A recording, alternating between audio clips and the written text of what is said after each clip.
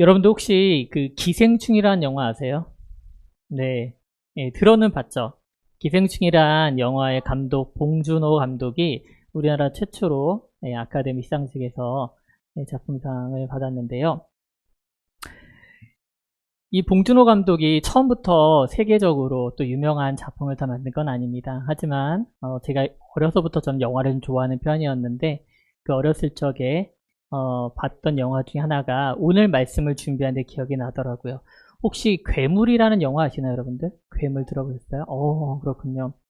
들어봤어요? 오늘 말씀을 준비한 그 괴물이라는 영화가 문득 생각이 났습니다. 영화 대략적인 내용은 이렇습니다. 한강 둔치에서 편의점을 하는 가족이 같이 살아가고 있는데 중학생 딸을 홀로 키우는 홀압이 되는 아빠와 또한 할아버지가 애틋한 가정의 구성애 또한 가족애를 가지고 살아가고 있었습니다. 그러던 중 한강에 나타난 뜻하지 않은 괴물이 이 중학생 딸을 납치해가고 양궁성수인 고모와 약간 백수건달 같은 삼촌과 약간 모자라지만 착한 아빠 그리고 사랑이 많은 할아버지 이 모든 가족들이 이 딸을 되찾기 위해서 사투를 벌이는 그런 내용입니다. 특별히 제가 이 가족 초청 예배를 준비하면서 이 영화 괴물에서도 특별히 두 가지 장면이 기억났는데요. 한참 정말 딸을 구하기 위해서 애쓰며 정말 지칠 때까지 구출 작전을 하려고 했던 이 가족들이 둘러앉아서 밥을 먹는 장면이 하나 있고요. 또한 영상 말미에 또 같이 연결돼 나오겠지만은 모든 이야기가 끝나고 비록 그 딸은 구출하지 못했지만은 그 딸의 목숨과 바꾼 새로운 자식과 새로운 가족과 밥을 나누는 장면이 좀 있습니다. 그 장면 잠깐만 보시고 이야기 나누도록 하겠습니다.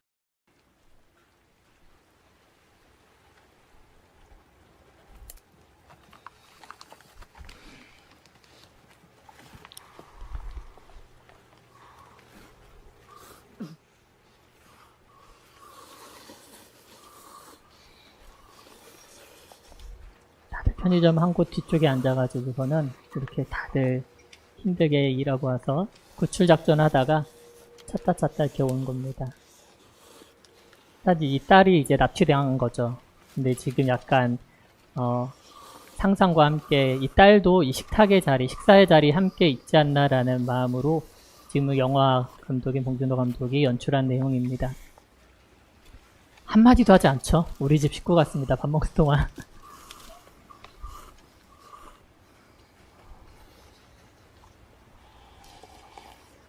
다들 뭐 김밥에 컵라면, 계란 하나씩 놓고 먹지만은 이렇게 가족들이 좁은 자리에 둘러앉아서 서로 이렇게 하나씩 나눠주면서 먹고 있습니다. 밥 먹자. 예, 이 아이가 그 딸과 사실 목숨을 바꾼 별말 없어요. 밥 먹자. 그래서 아까 그 자리입니다. 편의점 한켠에서 이렇게 새로운 자식된 아들과 둘러앉아서 밥을 먹는 그런 장면입니다. 나도 볼까? 진짜 먹는데 집중. 판단이 필요하다고 생각합니다. 결국 바이러스는 발견되지 않았지만 먹는데 집중하래요. 아빠 보고.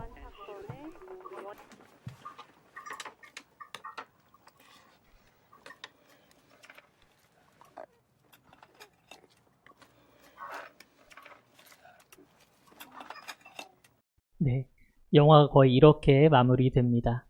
특별한 얘기가 없죠, 여러분들. 식탁에 둘러앉아 식사를 하는 그것만 보여줌으로써 주는 의미가 있다고 봅니다. 힘들고 고되지만 가족들이 이렇게 한 자리에 한 상에 둘러앉아서 밥을 먹는다는 것, 그건 참 큰 의미가 있습니다. 혹시 여러분들은 모든 가족이 둘러앉아서 함께 식사한 적이 언제신가요? 매일 그래요? 정말 윤선이가 좀 축복된 가족이네요.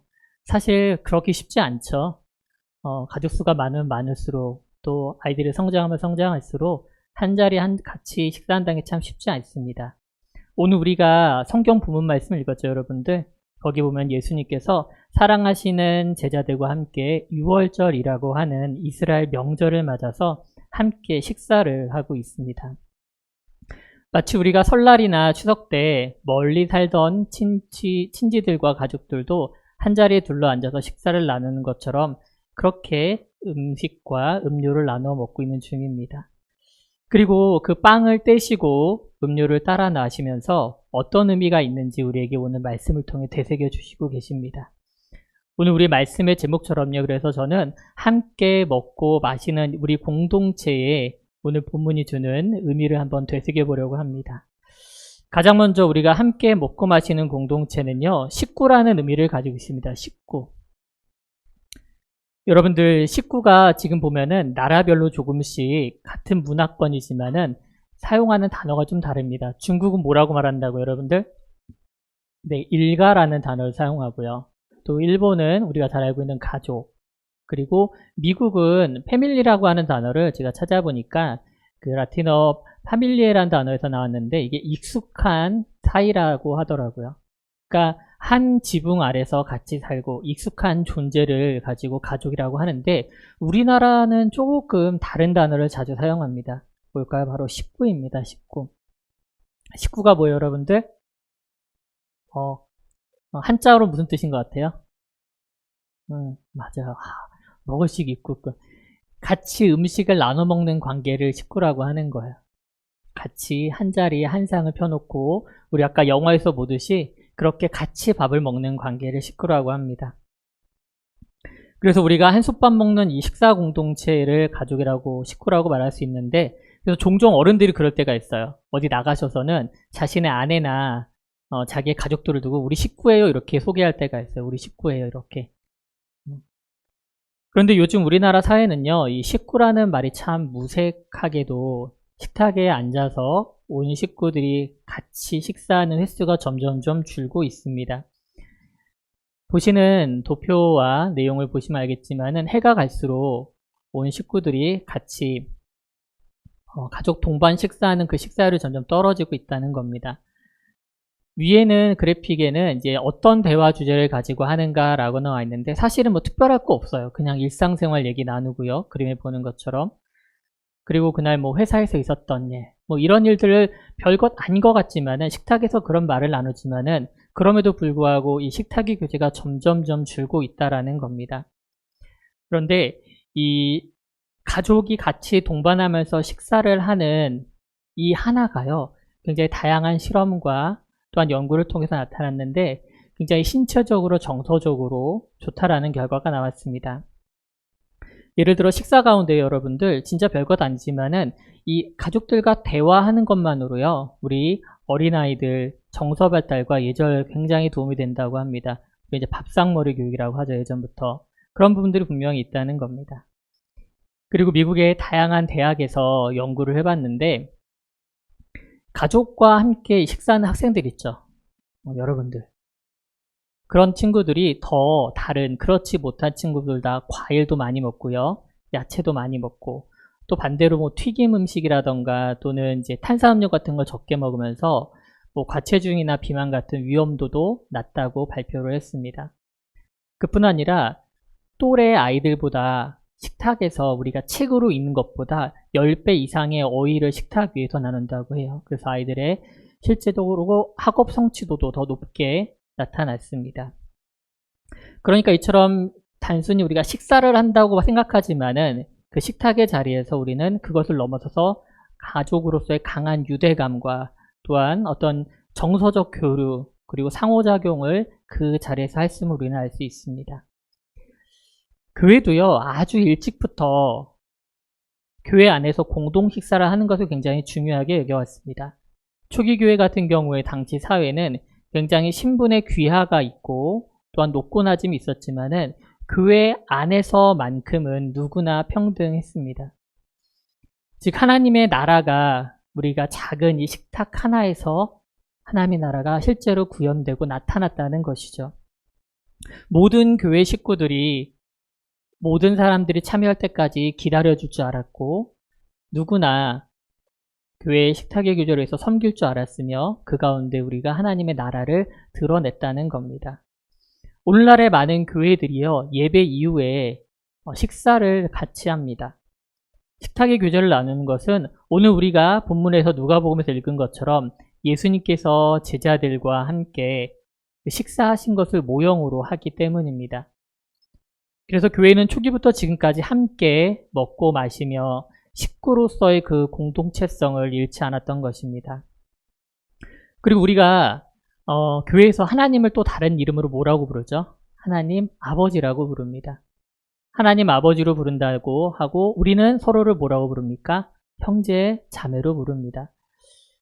저는 바라건대 우리 이제 아이들이 많은데 아이들이 우리 어른들을 볼 때 뭐 삼촌 이모 이렇게 불렀으면 좋겠어요. 아이들이 어른들한테 자매니 형제는 조금 이상하더라고요. 선생님이라고 하거나 아니면은 삼촌 이모 이렇게 부르면서 우리가 한 가족됨을 좀 하겠으면 좋겠습니다. 우리 어르신께는 할아버지도 괜찮으시죠? 예.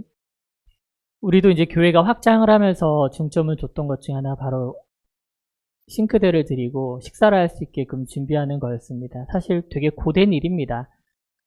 준비하는 것, 같이 먹는 것, 그리고 뒤처리까지 하는 게 보통 일은 아니지만은 우리가 이 따뜻한 밥을 지어서 한 식탁에서 나눠 먹는다는 것, 그것을 통해서 우리가 한 가족임을, 하나님 나라에서 한 식구됨을 우리가 잊지 않을 수 있기 때문입니다. 이처럼 함께 먹고 마시는 공동체는요, 여러분들, 식구라는 의미를 가지게 되는 것입니다.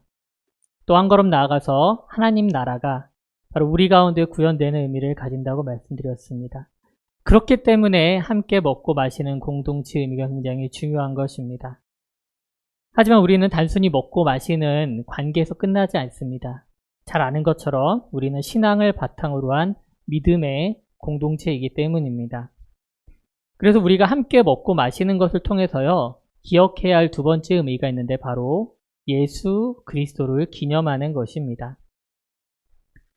성경 말씀을 오늘 보게 되면은 예수님께서는 사랑하시는 제자들과 함께 이 유월절이라고 하는 이스라엘 명절을 맞아서 함께 식사를 하고 있습니다.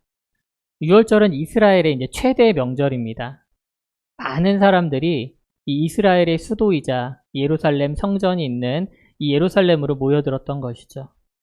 그 시끌벅적한 가운데 예수님은 사랑하시는 제자들과 오늘 함께 식사를 나누십니다.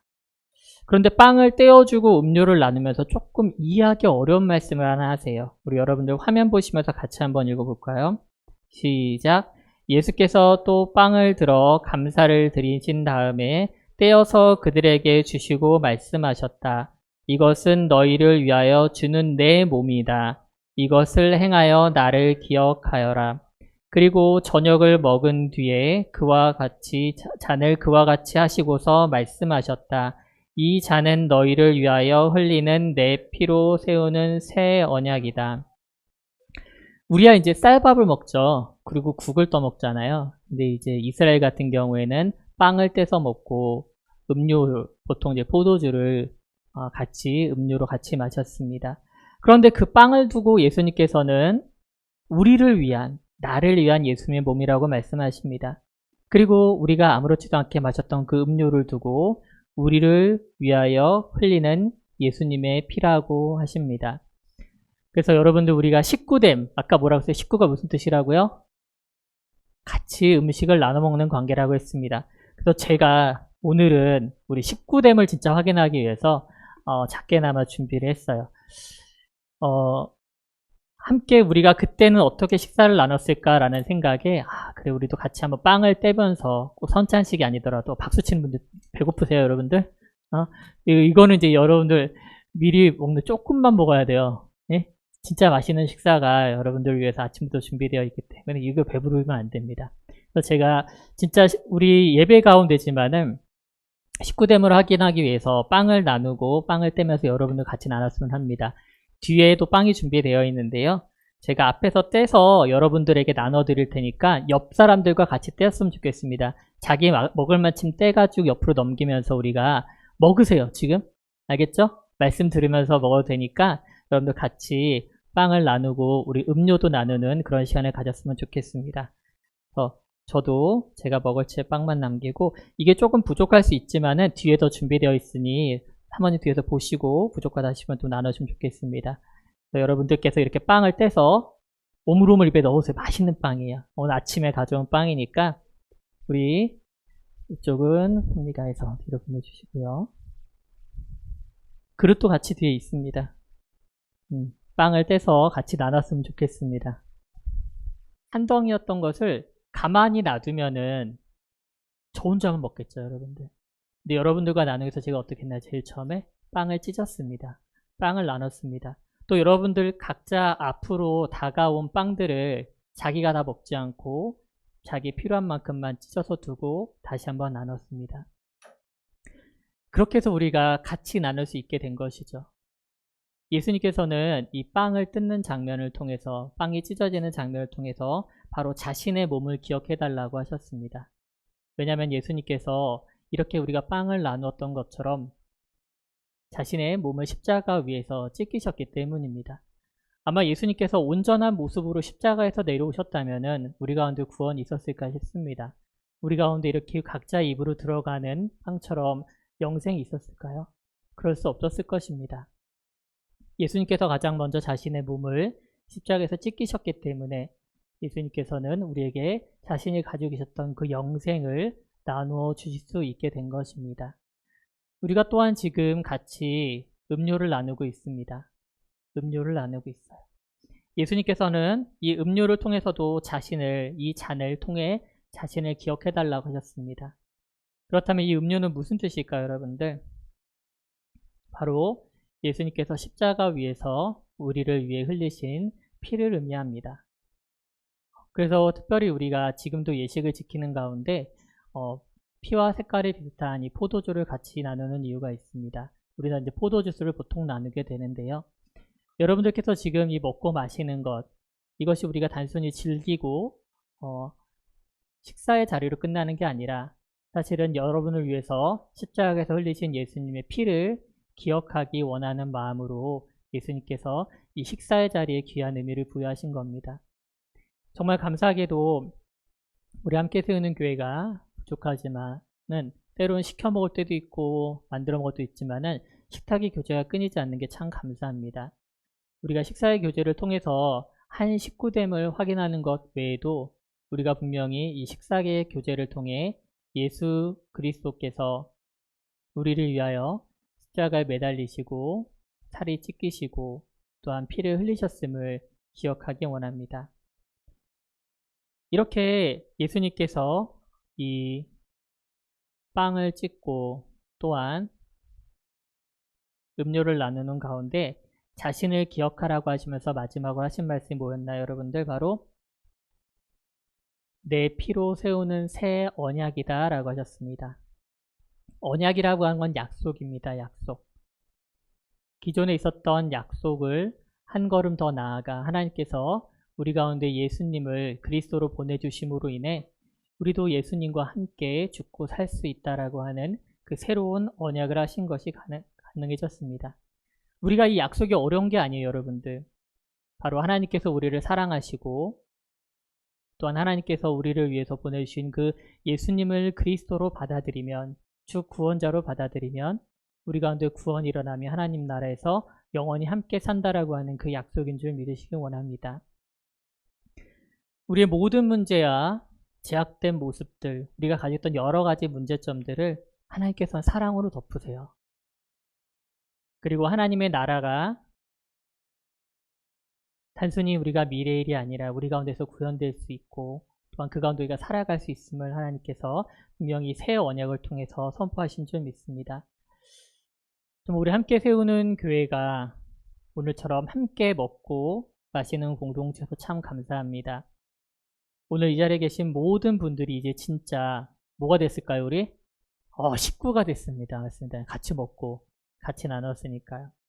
그리고 더 나아가 우리가 단순히 먹고 마시는 관계에서 벗어나 우리 함께 세우는 공동체가 정말 예수 그리스도를 사랑하는 사람들, 예수 그리스도의 몸과 피를 생각하며 또 우리가 한 믿음의 공동체 되었음을 봅니다. 우리 한 식구 되신 모든 분들을 정말 주님으로 축복합니다. 그리고 이 자리에 함께 세우는 교회, 믿음의 공동체로 함께 성장할 수 있어 참 감사합니다. 우리가 오늘 이 시간을 꼭 기억하여서 우리가 어디를 가든지 주님 안에서 한 식구됨을 기억하는 그런 축복의 만남이 우리 함께 먹고 마시며 성장하는 이 공동체 가운데 있기를 주님으로 축복합니다. 잠시 두 손 모으고 기도할까요?